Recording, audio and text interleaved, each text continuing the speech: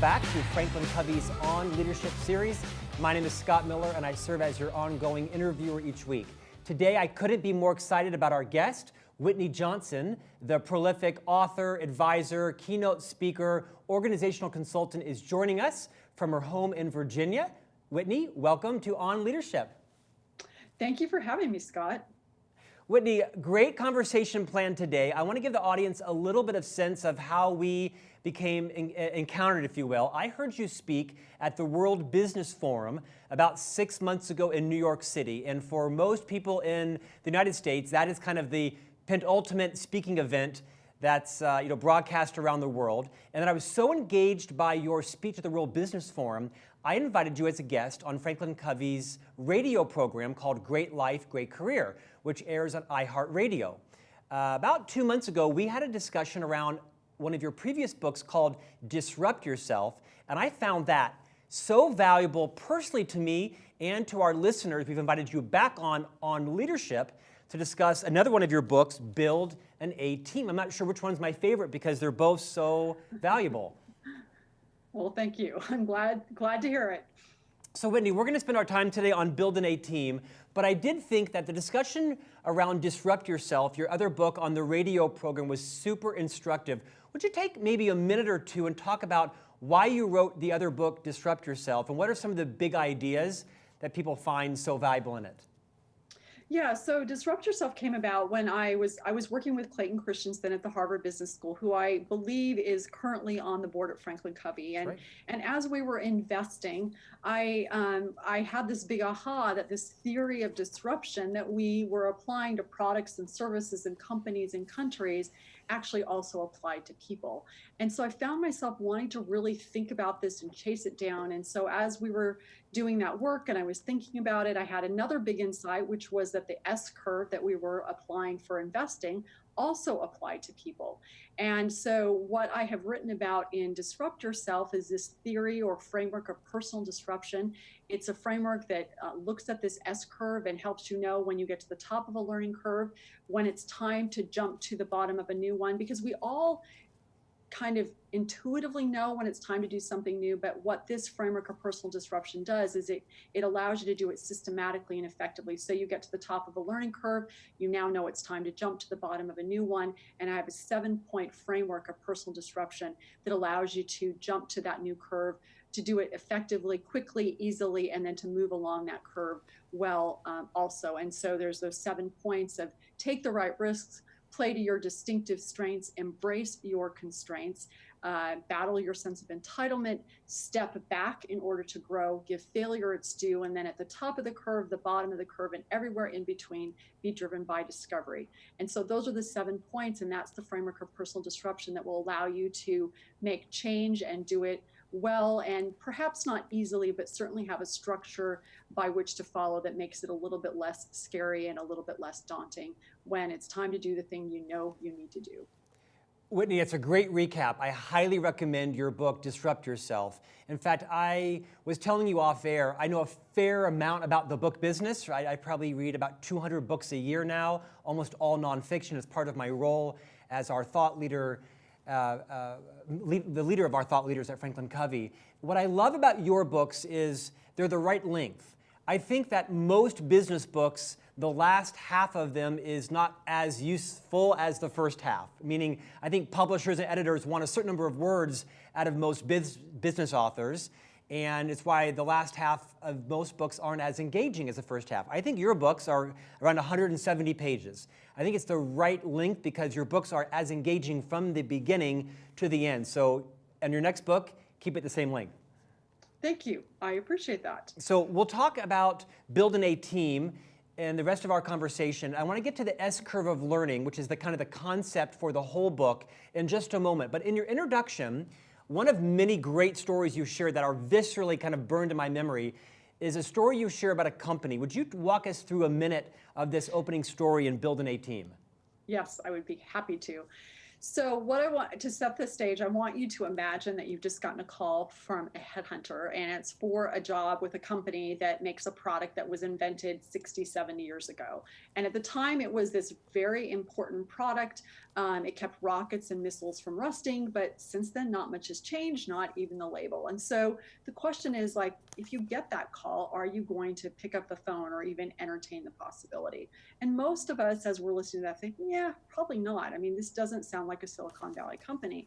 But then imagine that the headhunter has told you that the engagement scores at this company are off the charts. They're 90% plus versus an average in the United States of 30% and 15% globally.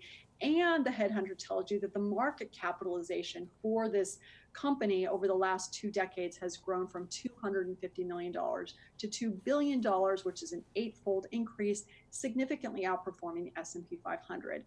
And I can tell, I know, I can't see you, I can't hear you, but I know you're a lot more interested than you were before. And the punchline is this is WD-40. It is a company that makes a can of oil. Super compelling. And then the question for me, and I think for all of us, is we tend to think, well, I only want to work at a company that is exciting, that's flashy, that's Silicon Valley. And yet this is a company that's not flashy, it's not exciting, it's not Silicon Valley, and people want to work there. And so why do they want to work there? And what we found in our research is, as we interviewed several people, we interviewed the CEO, we discovered that 3 of their senior people started as a receptionist. 1 is now the company brand manager. When we administered our disruption diagnostic at the company, we learned that 60% of the people believe that they can achieve their career goals without ever changing. And what we discovered is that this is a company that allows their people to learn, leap, and repeat. They practice personal disruption. And so what makes a company a place where people want to work is not that it makes a flashy product. It's a company that allows their people to learn, leap, and repeat, to honors the fact that we're all learning machines and that we want to not know how to do something, figure it out, master it, and start all over again. We want to disrupt ourselves. Whitney, I read the WD story twice because I thought it was such a great metaphor for how we at FranklinCovey and our clients can become an organization, to kind of quote you, where people can fulfill their entire careers inside of the firm versus going outside of the firm. Would you remind our viewers today what WD-40 stands for? Because the name actually has some great inspiration behind it. Oh my goodness, I have completely forgotten. I'll pitch it to you. I'll pitch it to you. So you remind our listeners. I will, sorry. It's called, the WD is for water displacement, but right. The 40, I think, was like their 40th attempt. Yes. Yes. Yeah, talk about that. Yeah. So water displacement at WD, and then 40 is the 40th try. It took them 40 tries to get to the actual product. So pretty fascinating stuff. But once they got the product, and again, this is what I find interesting, is that it's the same product the last 60 years, but they found ways to be innovative regardless of it being a very, very similar product. They did try to experiment with it once, but it smelled really bad, so they went back to the original formula. I don't expect you to remember all of your stories across all of your books, so no problem there. Well, I'm glad you remembered. So well, you wrote it so in such a compelling manner, I don't forget it, actually. Whitney, let's talk about this concept called the S-curve of learning, because that's kind of instructive to our next 15, 20 minutes on here. Yeah. I'm going to put up on the screen this model. It's fairly simplistic, but I think it's quite profound, especially for anybody who's finding themselves, disrupting their career, interested in kind of moving forward, building an A-team. Will you walk us through this concept? Yeah, so let me back up for just 2 seconds. So traditionally, you use the S-curve when you were trying to figure out how quickly an innovation would be adopted. So we used it. It was popularized by E.M. Rogers in 1962, and we used it at our Disruptive Innovation Fund with Clayton to help us figure out, okay, so when is an innovation really going to take off? So what you see when you look at this learning curve, or this S-curve, is that at the low end, growth is going to be slow until a tipping point is reached, which is typically 10 to 15% penetration of a market, and you move into hyper growth, and at 90% or saturation, the growth tapers off. Well, the big insight that I had is that this could also help us understand people, the process of how we change. So whenever you start a new role, you start a new project, you start a new job, you start anything, you're actually at the bottom of that learning curve.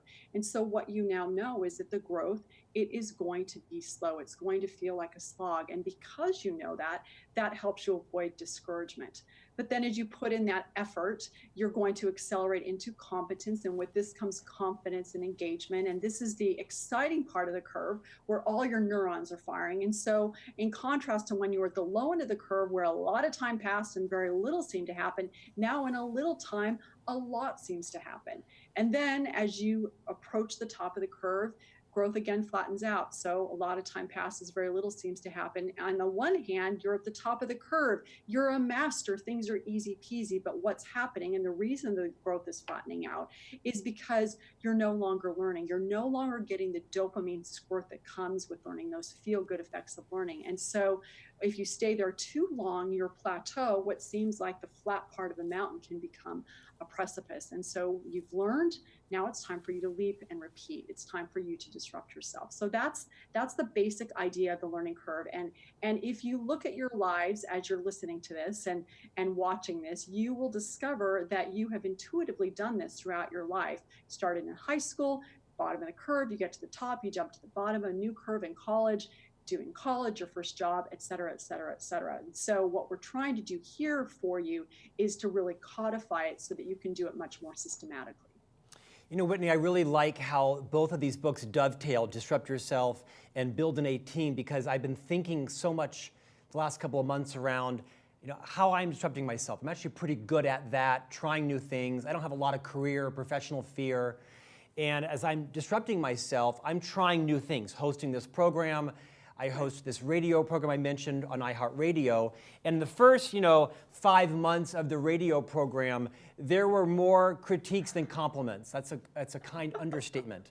And you talk about how important it is to understand that early efforts don't yield big rewards. And understanding that helps to avoid discouragement, which I can find myself in. Talk a bit more around how important it is to understand what part of the cycle you're in and kind of how to leverage that to get to the next phase. Yeah, so one of the ways you can know you're at the low end of the curve, there are a couple of different markers, is you've just started something new. You're typically, again, on average, 6 to 12 months at the low end of a learning curve. The growth is going to be slow because the exponential growth hasn't kicked in. And so what it's going to feel like is that you've just taken this jumble of 1,000 pieces of a jigsaw puzzle. You put them out on a table and you look at them and you think, I have no idea how all these pieces fit together. And I'm wondering if I should have even taken this job, because there's lots of times where I go home and I think, I have no idea what I'm doing. And so, but that's how it's supposed to feel if you're at the low end of the curve. Now, that's the downside. That's the discouragement piece. The upside of being at the low end of the learning curve is that it's the launch point. And because you don't know what you're doing, because you're inexperienced, you are capable, and this is where your real value comes into your manager, is you're capable of asking questions like, why do you do it like this? And some days those are annoying for a manager, and some days they're even threatening because they're saying, why do you do it like this? But those questions that you are capable of asking because you are inexperienced can really open the door to innovation. So tip for when you're at the low end of the curve is just to recognize that it is like a jumble of pieces. You're going to be in that place probably for about 6 months. It's where you want to be.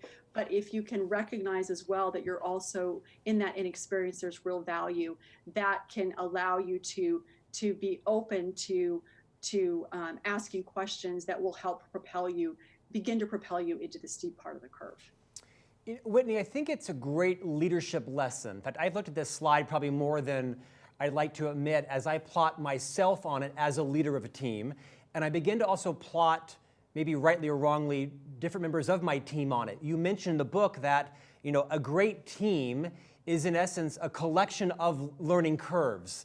Talk to how this concept is important for leaders to understand where their people are on their own learning curves and how they can help them move through so that they do fulfill their careers, hopefully inside the organization versus outside. Yeah.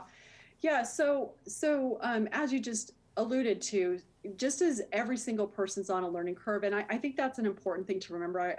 I know a few years ago I was having a conversation with a CEO, and he said, I don't have people, my people aren't on a learning curve. And he was really frustrated.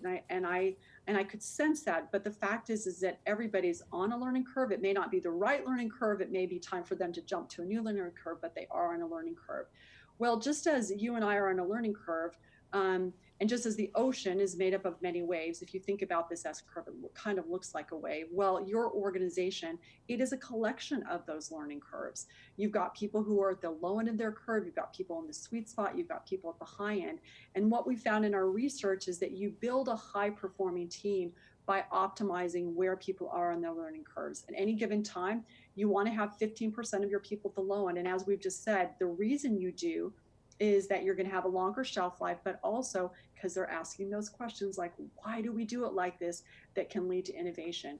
At any given time, you want to have 15% of your people at the high end of the curve. These are the people who are the masters. They know exactly what they're doing, and they can really anchor the growth of the people who are moving along the curve.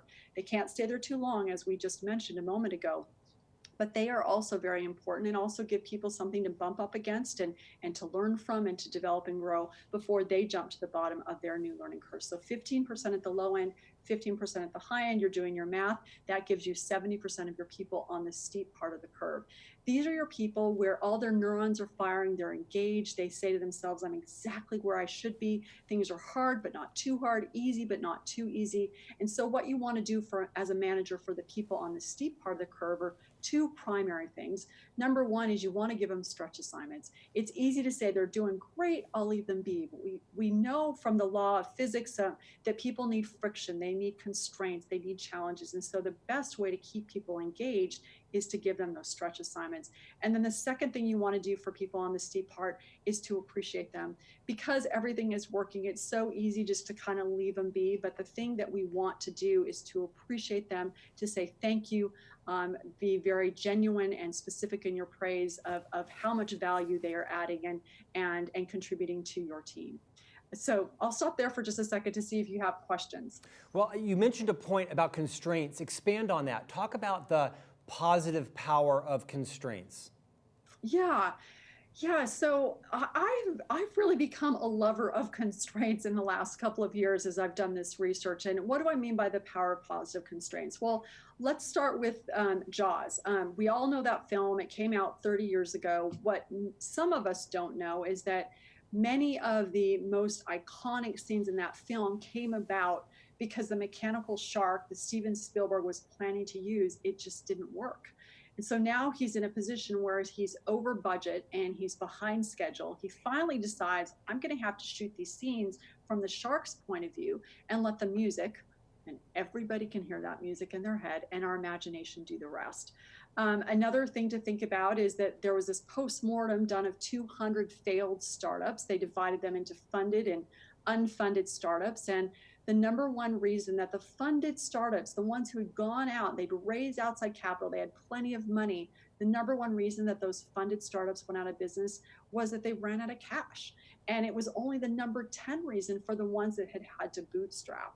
And then one other quick example to really kind of emphasize this is that skateboarders are some of the quickest learners in the world because they receive fast and useful feedback. Every action, every move has an immediate consequence. And so if you think about it, were the skateboarders, was Spielberg, are these startups successful in spite of or because of their constraints? And so bringing it back to the people that we manage, that we're trying to develop, is are they going to be successful in spite of or because of their constraints? And I say it's because of our constraints. And so we don't want to give them too much, but if we will give them constraints, if we will give them stretch assignments, they are going to get that much better and contribute that much more to the organization.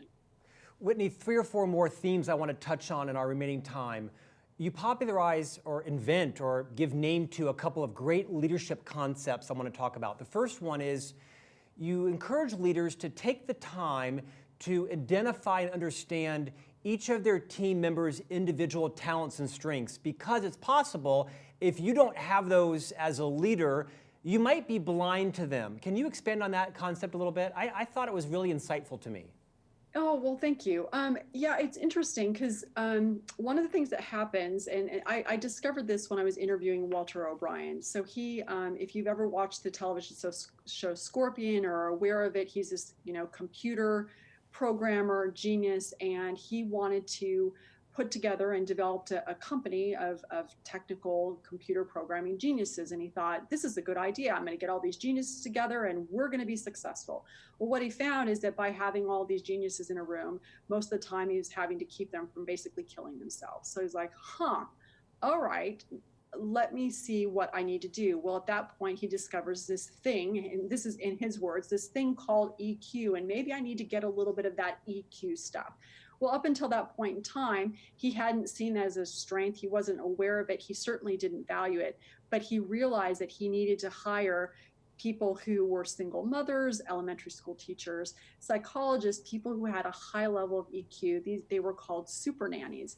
And so he didn't realize that he needed that, and he was blind to it. But once he got it, that was the distinctive strength. So in a room full of computer geniuses, that's good. But what you really need, and the real value, is someone who has not high IQ, but high EQ. And so that's one of the things for us to think about is if we don't have it, we might not actually see it or be blind to it because it didn't even occur to us, and we might even at some level diminish it. Yeah, I think it's impacted me a lot in terms of taking the things that I value, because I think a lot of people, a lot of leaders like people like themselves. We find ourselves gravitating towards people who have talents somewhat similar to ours. But really, building a team is about being mature, self-aware enough to know, I'm not great at this, and I need someone who has different strengths, but also take it a step further and really appreciate, because I don't like that or can't do that or that scares me, I might need to even exponentiate my interest in the other person because they bring such a complementary skill to the table. It takes some level of stretching your comfort level. It really does. It does, because when someone has completely different strengths than we do, they're oftentimes different than we are, and so it does take a level of maturity to be able to hold that and to value that person and appreciate them, and like you said, not just want to hire people who are clones of ourselves or a shiny new brighter version of ourselves. Yeah, well said. Whitney, you also have another concept that I loved, which is you kind of pit two types of leaders. One is the talent hoarder, and the other is the talent distributor, I might call it, the people that ask themselves, where in the organization is the talent that I've helped nurture? Expand on that concept for our viewers. Yeah, so going back to the S-curve, when people get to the top of the curve, they've become an expert, they're a master. And so we look at them and we say, okay, I have now invested several years potentially in this person. Why would I encourage them? Why would I say, go jump to a new learning curve? Because I like you right where you are doing me the most good. We know that is a flawed view of the world, because once they get to the top of that curve, nothing can stay as it was, and so they're either going to jump to a new curve with you or without you, or they're going to get complacent, and bored and complacent people don't innovate, they get disrupted.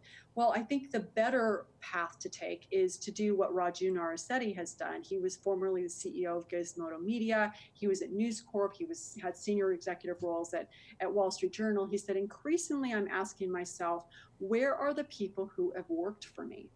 What are they doing now? Am I developing talent? And I love that, because what we're talking about when it comes to building an A-team is not building just one A-team in terms of the people who are working for us today, of allowing them to learn, leap, and repeat, but over time to build vast networks of A-teams. And that implies that over time, people will jump to new learning curves, and they won't necessarily be learning curves reporting to you or even inside of your organization. But then there's this wonderful, vast network of A-teams across careers and across companies and across lives. I think it's a great paradigm for leaders to always have a lens through, is because we're tempted as we're running big divisions and we're compensated on EBITDA or profit, that we think about being talent distributors. Is that for some time we have the chance to incubate and learn and grow people, learn ourselves from them, and that our ultimate goal, to quote Liz Wiseman, is to be multipliers of talent. You kind of talk about being distributors of talent. It's a great insight every leader should be thinking about. So let's move to another concept. You also talk about a foundation of building a great team are leaders who hire for potential and not necessarily only for proficiency. Talk about that. Yeah, so to talk about that, I want to tell you a quick story. There in the mid 1800s, there's this place called Butte, Montana, and it's known as the richest hill on Earth. But the story behind that is that in the mid 1800s, it attracted miners. They were panning for gold and silver. The initial rush was very disappointing. So those early miners, they sold off their claims for dirt cheap. Next wave of miners discovers copper. Well, at the time, copper was not valuable. It was just not valuable, but technology advanced, electrical wiring became a theme, and copper became extremely valuable. And so these patient miners are now known as the copper kings. And I think of that when I think about people saying, I can't find anybody to hire. Oftentimes they're looking for top of the curve expertise. They're looking for the gold standard, when I would argue copper would do. In fact, there are compelling reasons to go for copper, to hire for potential rather than proficiency, basically at the low end of the learning curve. Because what does that mean? When you get people at the low end of the learning curve, you're going to have them engaged and learning in your organization in this role for 3 to 4 years on average. Time plus competence equals boredom. If you hire people at the top of the curve, they're going to be there 6 months, maybe a year, and once they've figured out how to navigate inside of the organization, they're ready to do something new, but you're not going to fire them. So now what do you do? So you've got all this latent innovation capacity that's just sitting there unless you let them jump to a new learning curve. So hiring for potential is this idea of bringing people into your organization at the low end of the learning curve, honoring this cycle of learn, leap, and repeat. And when you do, they will be loyal. And so they will want to stay and be like at WD-40, believing that they can achieve their career goals without ever leaving, because you will honor that cycle of learning. Whitney, this concept is easier said than done, but you talk in your book about how great organizations that have great leaders who build A teams really strive to build a culture where people can satisfy their career objectives inside the organization versus leaving. Says easy, does hard. Are there any tips or practical advice you might give leaders who say, well, I can't control that, and people have interest outside, and that jobs all have a kind of expiration by date? What advice would you give us to stretch our thinking on how we can keep people engaged, maybe longer than what is normal, and have them truly try to build their careers inside versus outside? Well, there are a couple of questions there. I would say number one is this idea of truly engaged. Let's say, for example, someone's at the top of a curve and for whatever reason, they can't jump to a new curve. They just can't. So there are some things you can do there. Number one, you can jump in place by doing things like getting a coach, by making your personal commitment to study the industry, to study leadership. The second thing you can do when you're at the top of the curve is become the master to the apprentice. Trying to teach and bring people along that curve is a whole different learning curve. And the third thing you can do with people at the top of that curve is you can give them a stretch assignment. You may not jump and may not want to jump, but you can give them something really hard to do so they effectively slide back down the curve. So those are some things that you can do for people at the top of the curve.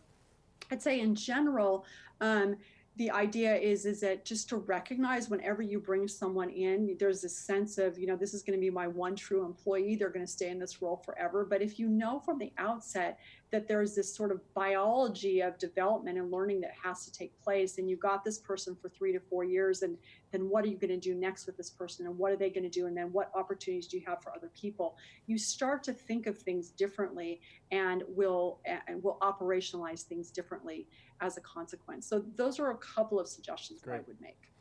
Whitney, I have a coach in my life that told me once that everybody comes to a point in their career where they've learned 95% of what they're going to learn, and they've given maybe 95% of what they have to offer.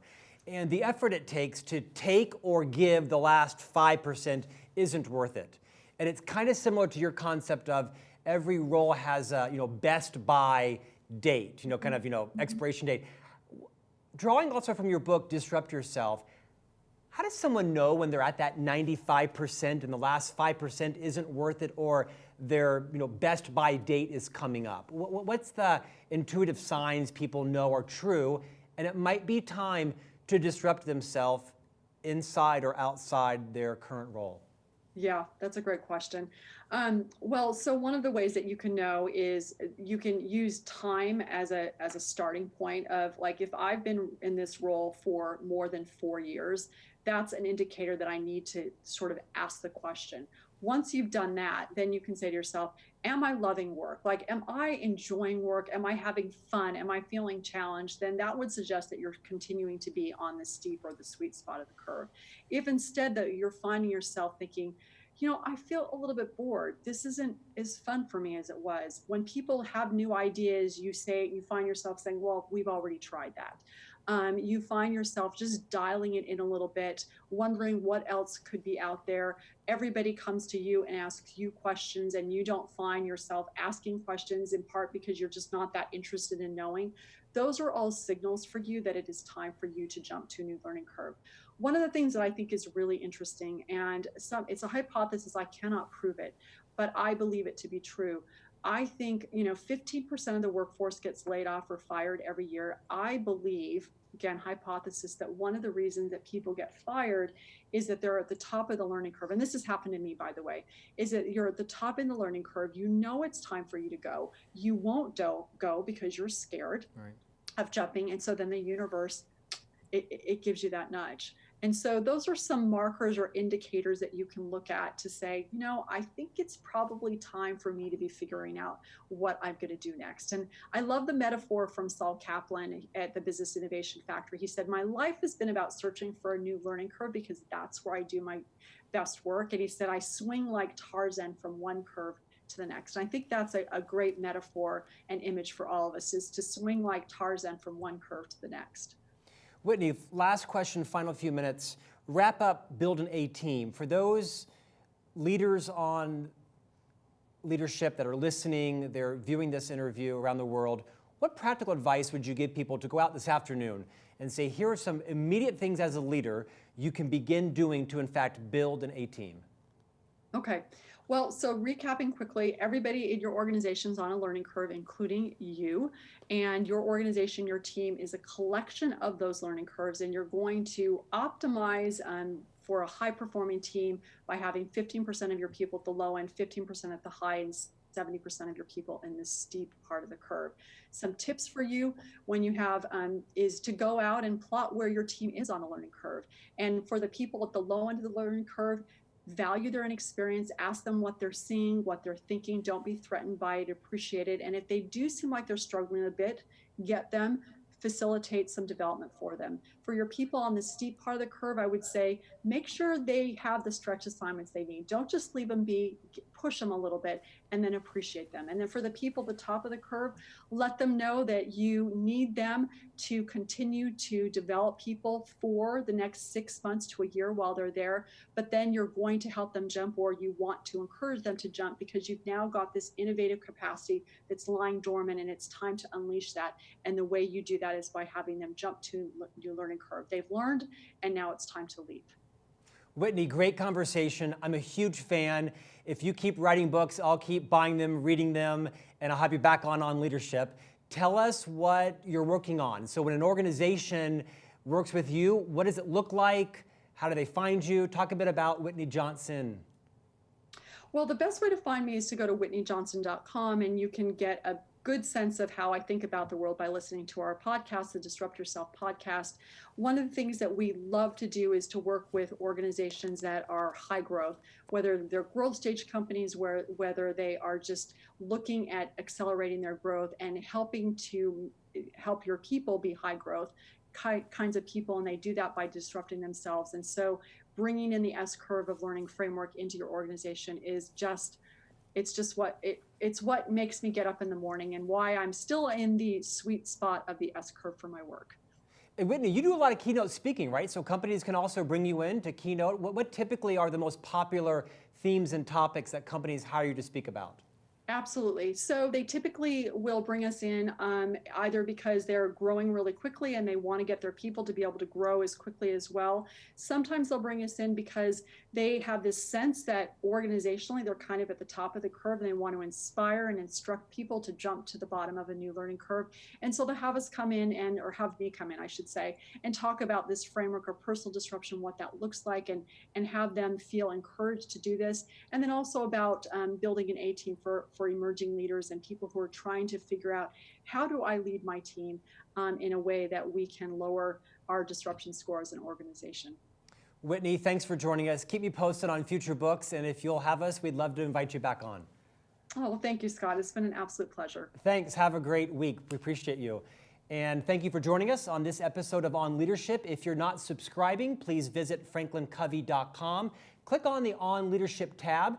It comes out every Tuesday, complimentary, in our On Leadership newsletter. Every week, we interview a different thought leader, sometimes inside Franklin Covey, sometimes outside friends like Whitney today. You can also access it on any of your favorite podcast channels through iTunes, Stitcher, FranklinCovey.com. And you can invite all of your friends, family, and colleagues to join as well. You also can visit Franklin Covey for a whole variety of webcast, podcast, and great articles as well. Thanks for joining us today, and we'll see you back here next week with a new guest on leadership.